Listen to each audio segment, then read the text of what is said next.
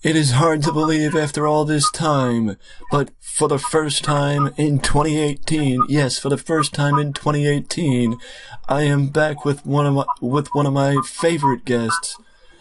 That's James Beard. Thank you for joining me. Good to be with you, Mike.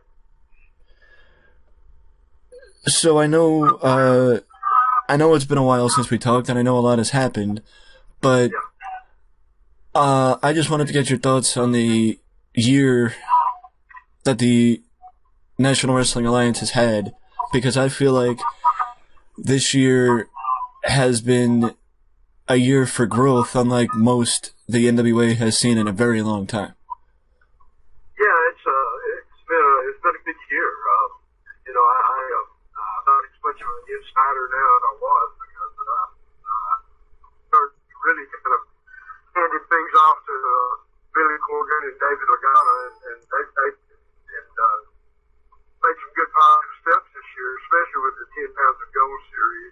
And I think that's been very effective and well received, and I think they're headed in the right direction.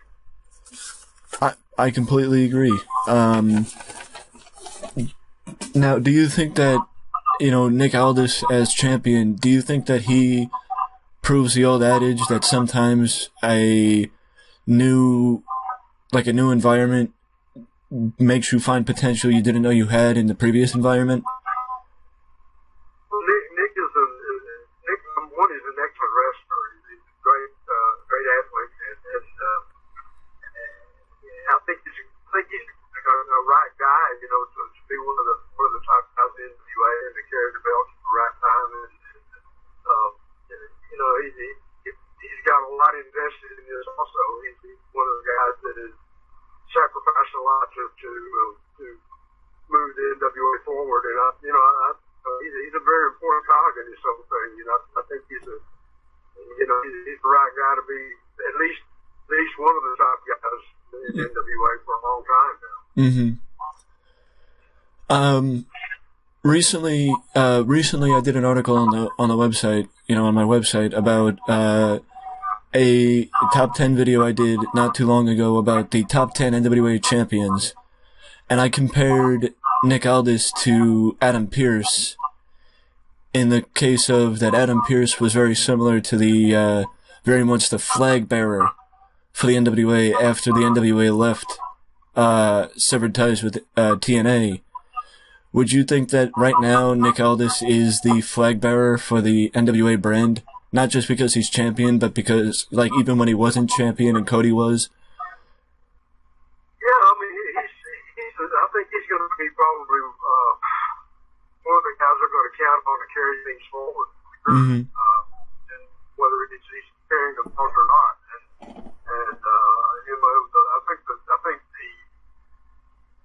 I think the period that Cody had, it was an important thing because it gave us a lot of attention, and it was a positive step forward. It's a shame that he's contractual issues that kept him from continuing, but I think that there may be a possibility of revisiting that at some point, and I hope that's the case.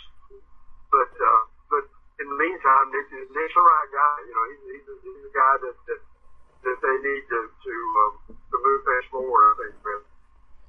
Oh, I completely agree with you. I've really enjoyed Nick Aldis' work since he appeared in the NWA, and I'm just, a little dumbfounded how much better he's gotten since his days in TNA. A lot of that has to do with the situation you're in also. He's in a good situation now that he can dictate a little bit more about what he does and how he does it, and I think that helps too. So you get to see a little bit more of a real guy that way. So, I think he's a good choice to be where he is.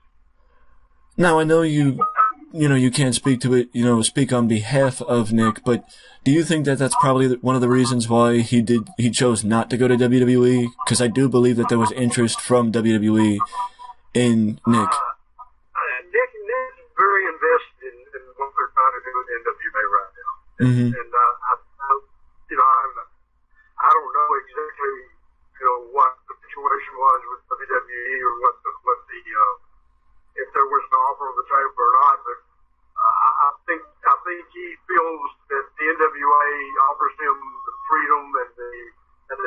to be the guy, the man that moves things forward. And WWE, that would have been, maybe or maybe not. You never know.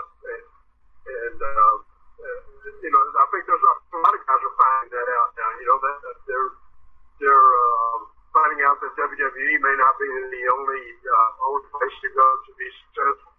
And there's other ways to do that. So, yeah. I think I don't, like I said, I don't know the situation, whether he was offered anything or whether there was real interest in him going to WWE or not. But regardless, I do know that he's very invested in the NWA, and I think that's his priority right now. Yeah. Well, I mean, I'm sure that there is other, stuff to focus on with modern wrestling, but we're not here to talk about modern wrestling necessarily. We're more so here to talk about the old school and the past. In particular, something we used to do where I would dish out think up a name and ask your opinion on the name, but instead of doing multiple talent, we're just going to focus on one guy, and that guy is Jimmy Garvin. That guy is who? I'm sorry. Jimmy Garvin. Somebody's breaking up there for me, Michael. I'm sorry. Name again. Jimmy Garvin.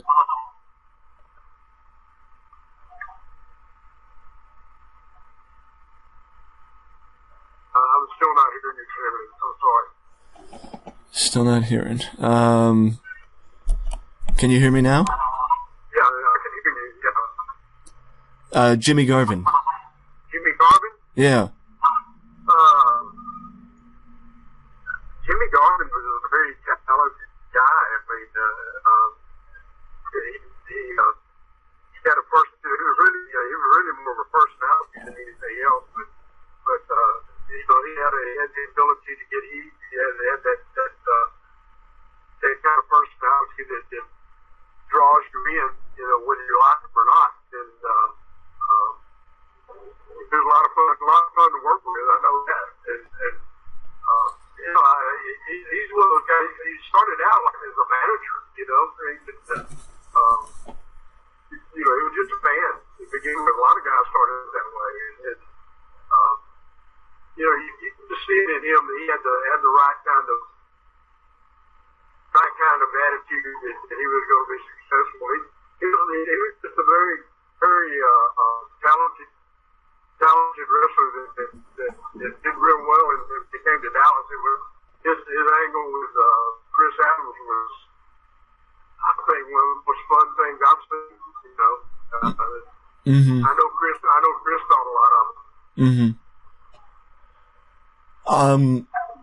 One of the, speaking of, his angles down in Dallas, one of the angles I remember from, watching stuff about, World Class is his time with David. And, his rivalry with David, where, Jimmy would end up going and working on the ranch with Sunshine. That was a great idea. Because the deal with David Von Erich also hesitating, and Jimmy was a big part of the success of World Class back in those days. And then of course his relationship with Michael later on, they got there. He really was almost like another Freebird, and then later on he really was a Freebird. So Yeah. Michael was just he was a lot of strut and a lot of talk, but he was really.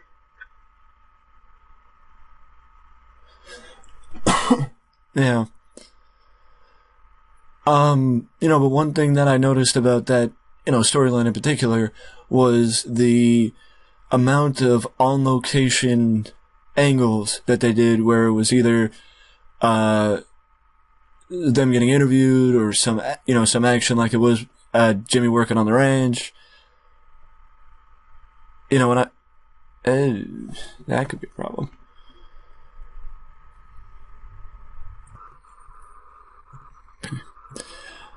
So what I was saying was that one thing that I noticed with that storyline in particular was the amount of on-location shots that, were taken either, at the ranch, or I remember one time at a water park. I don't know if that was Jimmy Garvin and Sunshine, but I remember seeing a on-location interview at a water park. And I know the Freebirds did that a lot in the on-location interviews. Was that something? They did a lot of that kind of thing back in those days. A lot of pressure shoots and that kind of thing. When Jimmy did that angle with David Von Erich, they did the D-line in the barn, where he was making clean the barn up and all that kind of stuff. There were a lot of vignette things that were done that way back in those days that were all, I guess, offset or outside the arena, and they were fun to do, fun to see. They kind of added a little bit of personality to the routines, and kind of give you kind of an inside look at the guys' personalities and outside the ring. And it was fun to see and fun to do. Yeah, I mean, it seemed like fun, but I mean, it's like I haven't watched a lot of like other companies other than World Class, because I've seen the World Class DVDs that are out, the Legacy of the World Class, and the Von Erich one, and and it seems to me like World Class was like one of the few that actually did that type of thing. Well, they were kind of leaders, kind of the forefront of the technical aspects of wrestling. Before World Class came along, wrestling was pretty generic. The line was black and white TV. It was not one camera shoots and that kind of thing, maybe two cameras at the most. And with World Class, you had 3 or 4 cameras and color TV, and you had the music, and it was really very forward thinking in those days, way ahead of time. And, if they were really kind of the ones that started a lot of the upgrade in the technical aspects of wrestling. So, when you watch World Class, you saw probably the best production in the business at the time. Well, that makes more sense now, because I mean,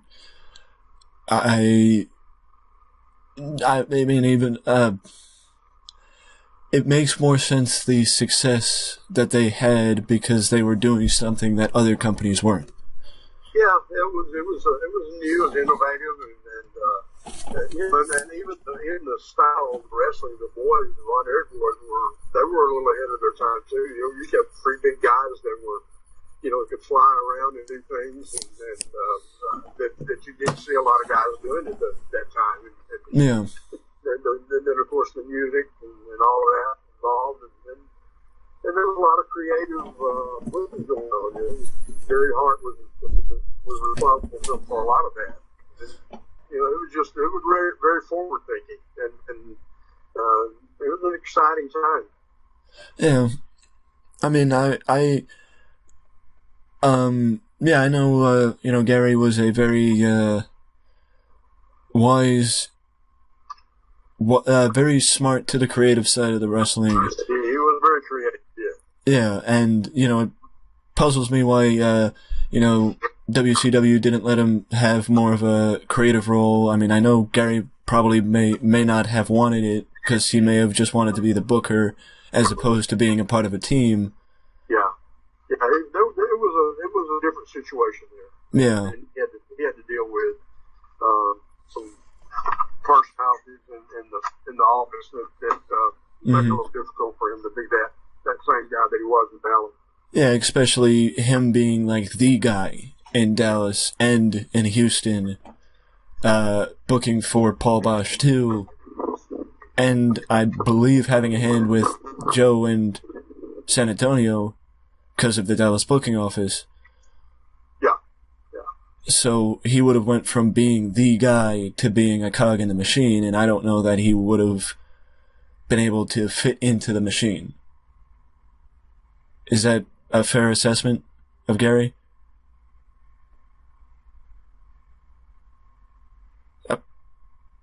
it. What the fuck?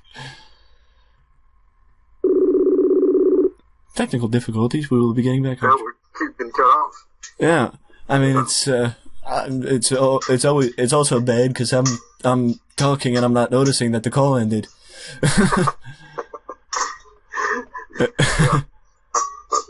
It just happened right then, so that was pretty quick. Yeah. Yeah.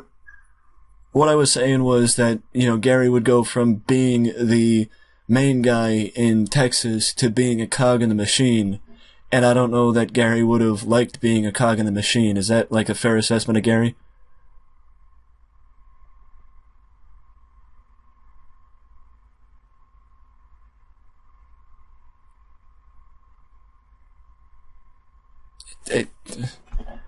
Technical difficulties. I apologize. I don't know why the call keeps dropping, but we'll try and figure this out.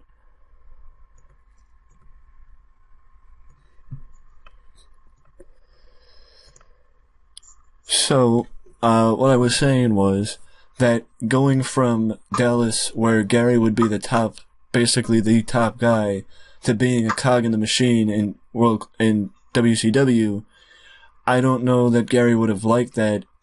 Is that a fair assessment of Gary's personality? Well, Gary was pretty much a team player. He wasn't one of those guys that had to have all the ideas.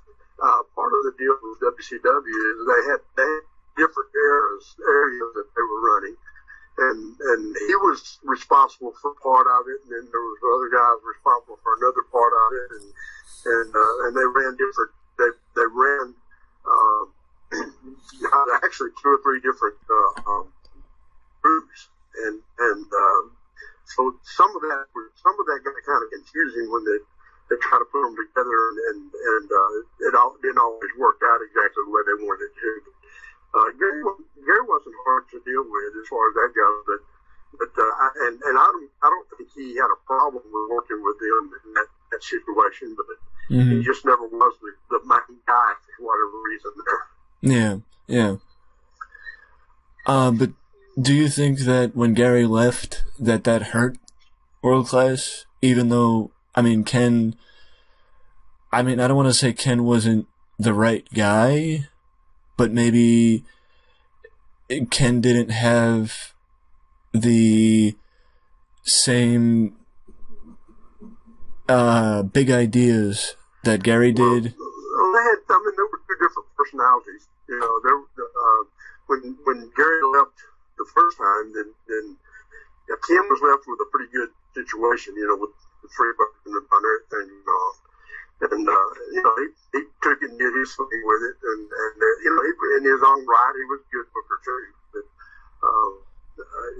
Gary's deal in Dallas was kind of a love-hate relationship with Fritz, and there were times when he and Fritz got along okay, but there were also a lot of times when there were issues, and they didn't exactly see eye to eye, and that was a problem for him, and that's one of the reasons why Gary would leave. He'd be there and he'd leave, but it was just it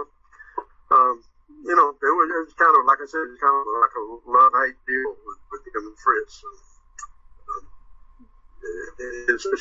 But he just kept coming back. He came back for a while when Ken was booking, and Gary was just a man. He didn't have any role as far as the booking goes, other than with his own thing. But it's just kind of a funny situation with Gary. Yeah. Jumping back to Jimmy Garvin, I think it would be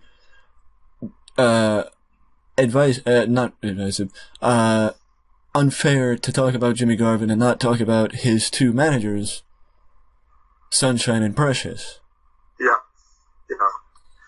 Well, Sunshine was there originally because Precious couldn't be there for personal reasons, and then when the time came that Precious could come in, they ran that angle with Chris, and they got the deal going with Chris and Sunshine together against Jimmy and Precious, and that was an interesting angle, and you know, those girls played a good part and played a big part, and you know, they were both very good at what they did.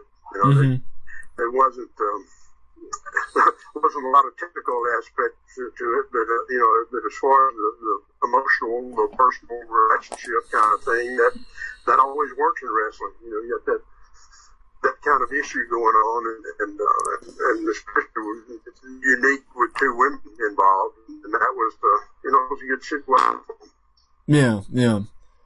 Now, in your opinion, from what you remember, because I'm pretty sure at least the Chris and Jimmy angle happened after you arrived in Texas, or in your opinion, was Sunshine and like, from what you remember, did they enjoy being in the business, or did they prefer not being in the business, or? I think Sunshine had a little bit of trepidation about being in the business after a while, and then she's kind of, from what I understand, she has nothing to do with it anymore, and I know some people tried to reach out to her, so you know, I can't speak for them. I don't know. My guess is that there were some things about it that she did not enjoy. Yeah. So, you know, so that's probably you know, that's something you'd have to ask her for sure. But I just got that feeling. Yeah. Well, shifting gears, because I know Sunshine did follow Jimmy when Jimmy left and went to Jim Crockett. But that's also where we bump into Ronnie Garvin for the first time, because I'm pretty sure Ronnie was never in Texas, or at least when Jimmy was there. It was that was interesting. The whole thing was an interesting. I guess an interesting approach to the booking part, because that was something that hadn't been done a lot of places, and you know, it was interesting. Yeah. Now, to better understand the family tree, if I know this right, Jimmy and Sunshine are cousins. Yeah. Ronnie and Jimmy are stepson and stepfather. That's correct. And Precious and Jimmy are married. Correct. Okay. Yeah. You got it right. at least the way I understand it, that's all right. Yeah. But on screen, Sunshine and Jimmy were portrayed as a couple, and Ronnie and Jimmy were portrayed as brothers. Yes, that's correct. Yeah. And now, for those listening, now you can understand why it's a little bit confusing. Yeah, it gets that way, yeah. The real life and the wrestling business kind of contrast each other a little bit there. Yeah. And that's true throughout wrestling. Yeah. Sometimes relationships are with it. But the biggest storyline that Jimmy was a part of in Jim Crockett, in my opinion, was his feud with Ric Flair over the NWA World title. And the rumor that has always been there was that Jimmy was supposed to win the title. That's something I couldn't tell you. I really don't know. I haven't heard that, so that may or may not be true. They talk about a lot of different guys in that situation, and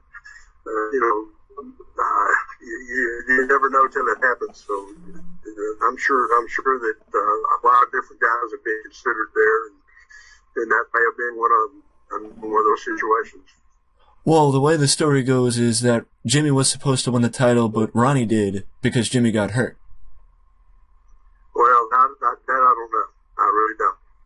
Well, no, I understand that, but what I wanted to ask was, do you think that Jimmy would have been a capable champion, or do you think that he's like I know Dusty Rhodes was the more character-based person, and he didn't need the world title. So was Jimmy. Jimmy was more of a based person to do. I mean, not that he couldn't wrestle, but you know, his personality really was what got him over. And yeah, I mean, he would have been effective, you know, at least for a short period of time. I don't know if you know, Ronnie, even to be honest with you, you know, that wasn't a very long run, and you know, I think they just wanted to make a change. I don't know what all they were considering, but Jimmy probably would have been just as effective, maybe even more so than Ronnie because of his personality. Well, that's what I was getting at. That's what I was getting at about that. He would have been, to me, he would have probably been more interesting in that role than Ronnie was. But, you know, that's just my opinion. Yeah. Well, because, you know, I know in some cases, you know, back in the territories or even, you know, today with, you know, the difference between WWE and independent wrestling or, you know, Impact Wrestling, you know, Impact is now a step below WWE,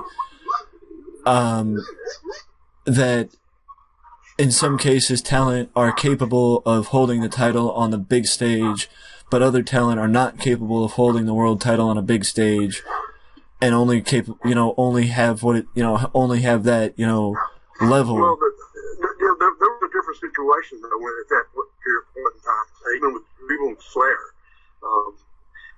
There's a lot of difference in being a company champion and being a traveling champion. And Flair was at one time when the NWA was at the territories were the thing, and he was from one place defending the title. That required a different kind of guy.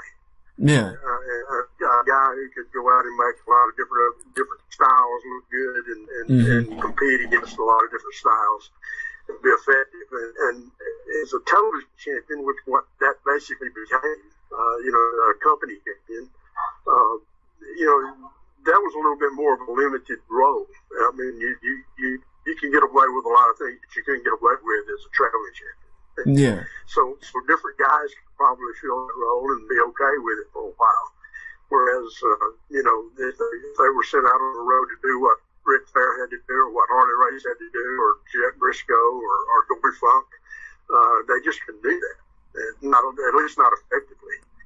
And, you know, once WCW became basically just a company on its own, and that championship basically was that only, then, you know, you had a little bit more leeway about what you could do with the title. And different guys could probably handle it for a short period of time, you know, and be effective with it. Mm-hmm. Oh, no, I completely agree with you, and I think that, you know, maybe, you know, bringing things full circle, that I think with the advent of the internet, you know, that Jimmy, especially with the 10 Pounds of Gold series with the NWA, that would have benefited a guy like Jimmy from what you're, you know, how you've spoken about him, that having the ability to, you know, stand in front of a camera and, you know, do a promo or whatever, you know, get people interested, that him being a champion now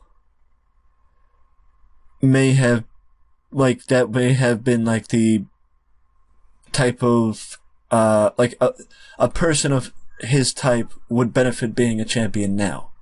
Yeah, it's definitely a different situation for sure. And you know, and there's a lot more, you know, like I said, there's a lot more leeway in situation than there was at one time when you had to be that traveling champion that had to deal with so many different styles, you know. Yeah. Just different situations, different wrestling world at the time. Yeah, like for example, when World Class was pushed out of the NWA and they had to make their company champion, that they, I think, maybe chose a young Rick Rude, not necessarily because he wasn't capable of winning the big gold for like a bigger company, but maybe he wasn't ready to be on that bigger scale, and they were just, you know, giving him that to do something different. Is that? Yeah, that you know, that's pretty much it. Yeah. You know, like, I think that's also what I was getting at, that had Jimmy been in Texas when they did that, like, when it was, like, a healthier, infrastructure, because I think when he came back, by the time he came back, it was probably global. Or it was, I don't know that he came back at the right time to be in a, you know, like the healthiest time for world class, is what I'm saying. Yeah, I mean, yeah, I mean, Jimmy was plenty capable of being, I guess, that company champion we're talking about. I mean, there's no question about that. Just could tell off his personality, if nothing else. Mm-hmm. Yeah.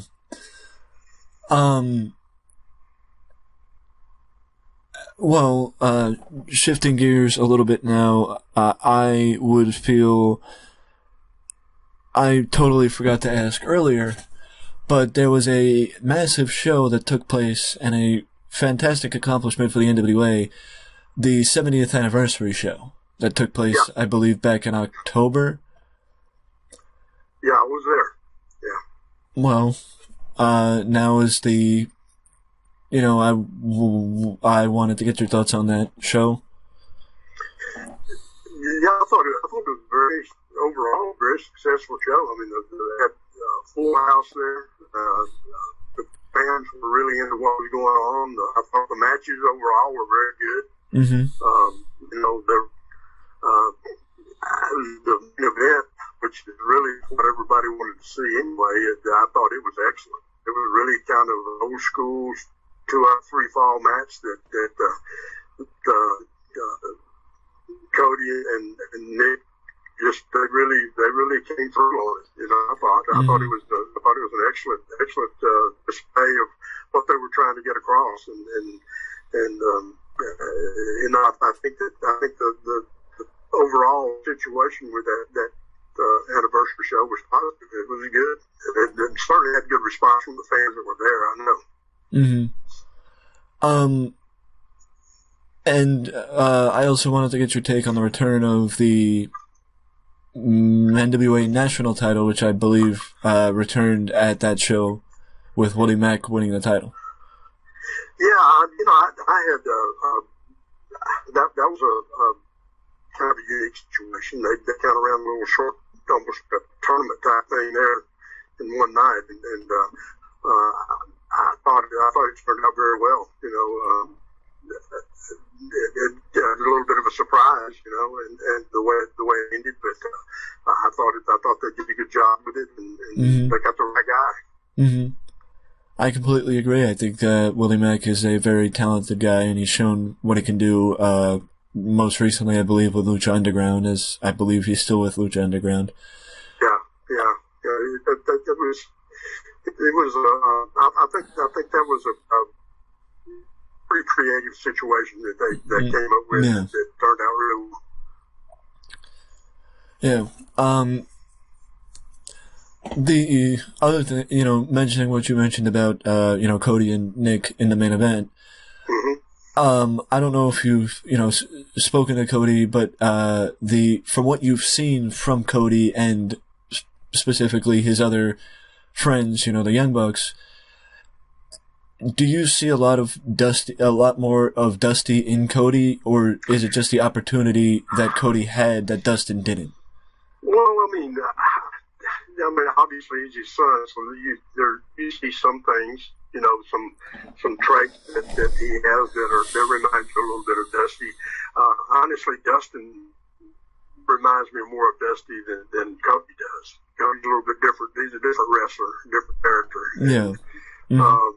He's really a very traditional type wrestler overall. I mean, he can do a lot of things, but his basic style is very traditional, and I like that about him. You know, he's a different guy than Dusty. Yeah. Well, I was also, you know, speaking to their first meeting, which was at the All In event in Chicago back in September, that I mean, a complete applause to Cody and the rest of the Elite stable, whoever had a part in that show, because, you know, the fact that they promoted, I mean, I know Ring of Honor had a part in it, but I think it was just the production side that Ring of Honor had a part in. Right. But the fact that they were able to sell out a 10,000 seat arena and become the first non-WWE show to draw that type of an audience in probably at least close to 20 years at this point. That speaks to maybe Cody having a promoter side to him. Well, I mean, yeah, those guys they get together, and it was their idea. Cody and the young bucks, those two guys, but they basically did the work, you know, and sure they had a little help. You know, Ring of Honor helped them as far as production and all was concerned, but you know, that was their idea and it was their ball to carry, and they did a pretty good job of it. You know, and obviously it had a lot of interest because it filled up so fast, and you know, I from everything I heard, it was, you know, there may have been a few little issues here and there. That's nothing new for a you know, especially a first time attempt at something like that. Mm-hmm. But, you know, I think overall, I think it was a success, and you know, you got to give those guys credit for that. They're the ones that came up with the idea, and they're the ones that carried it through, and you know, that shows that they have the ability to do that, and I think it looks like they're thinking about trying to do more of that. So, you know, God bless them. You know, they feel like that. That's that situation I was talking about, that a lot of guys now feel like they don't have to go to WWE to be successful. And Mm-hmm. they kind of take the bull by the horns and do it themselves, and have that freedom to control their own destiny, you know, a little bit. And I think that's what they're trying to do, and I think that's a good thing. Mm-hmm. Well, speaking of that, I was, you know, going to ask about that next, that the rumors going around point to the possibility of Cody, or at least some form of that, you know, that group, partnering up with the owner of the Jacksonville Jaguars to form a new wrestling promotion that is supposed to be launching late next year, early 2020.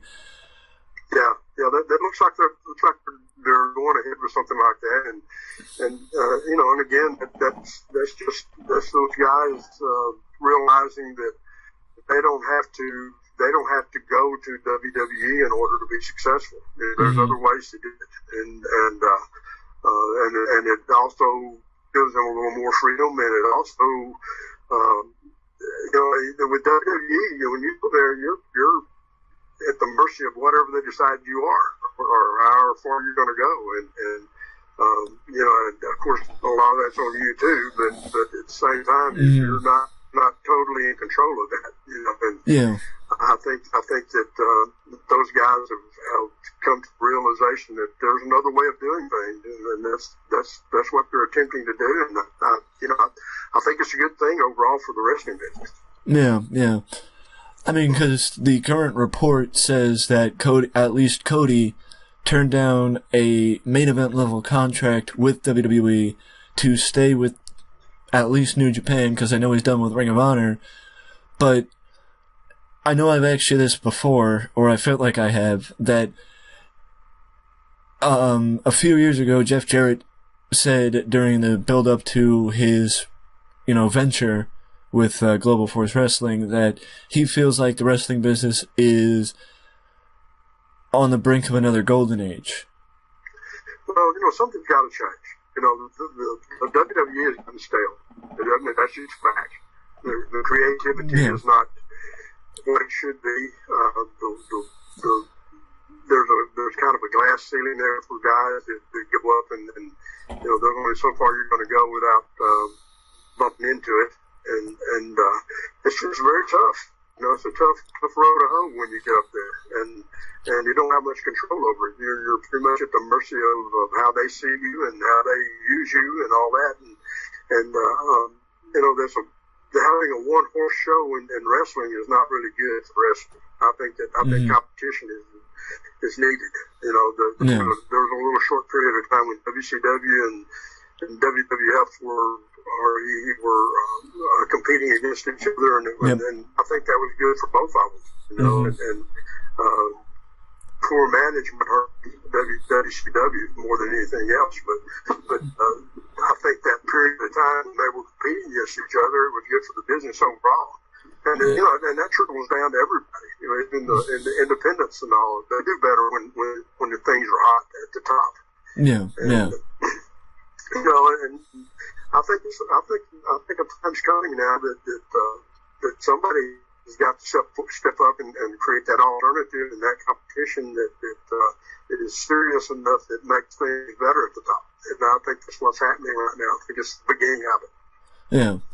Now, if all this actually turns out to be true, that, you know, Cody or whoever is partnering up with the owner of the Jaguars to make a new wrestling company, there is a rumor going around that some WWE stars may be looking to leave WWE to head to said company. Would that surprise you at all? Well, I mean, if somebody's successful at something, it's natural that there are other people going to want to be a part of it or try to do the same thing, you know, in another space. And, you know, that's just part of it. But I think the more that happens, the more you're likely to come up with something that's truly competitive. And that's what I hope. That's what I hope for the NWA. You know, all this time when I've been working with them, and I think that the fact that they haven't just jumped up there and thrown money at things and tried to do things too fast. I think that's a good sign for them that they've kind of observed the territory and slow rolled the thing out and. You know, and taking advantage of working with different people and not creating an adversary type situation with people out there that you might want to work with, and you know, I think that's a good thing. And you know, I still believe the NWA has to have a place in this business. I think it's important that name is still out there, and I'm hoping that they become one of those that create that true alternative and that true competitive spirit that's needed at the top. Oh, I completely agree with you. I completely agree. Now we've reached the point in our discussion where you're able to hype up, talk about, or, you know, speak on anything you would like to speak on about the upcoming year. Well, you know, I'm honestly, I'm getting to the point now to where I'm kind of slowing down my active involvement as far as being in the ring goes. I'm picking and choosing my spots, and so you know, my goal really this next year is to maybe get into a situation where I'm doing more training clinics, seminars, that kind of thing. That's what I'd like to get more into, and you know, the truth is that being looked at as a referee, you know, these promotions go out to a referee for $50 a night or something like that, and I can't do that. You know, I've been around too long to work for that level, you know, so I've got to find other ways to be relevant, and that's what I want to do. If I can get involved more in training clinics, that kind of thing, which is I've done over the years anyway. But that's my personal feeling about myself right now. You know, I want to remain involved with NWA as long as they want me to be, and I'll do whatever I can to help them. But you know, I'm at that point in time, you know, with at my age and my time in the business, that I'm ready to you know, find a different role, I think. Yeah, and I'm sure you will have a part in the Cauliflower Alley Club in the spring.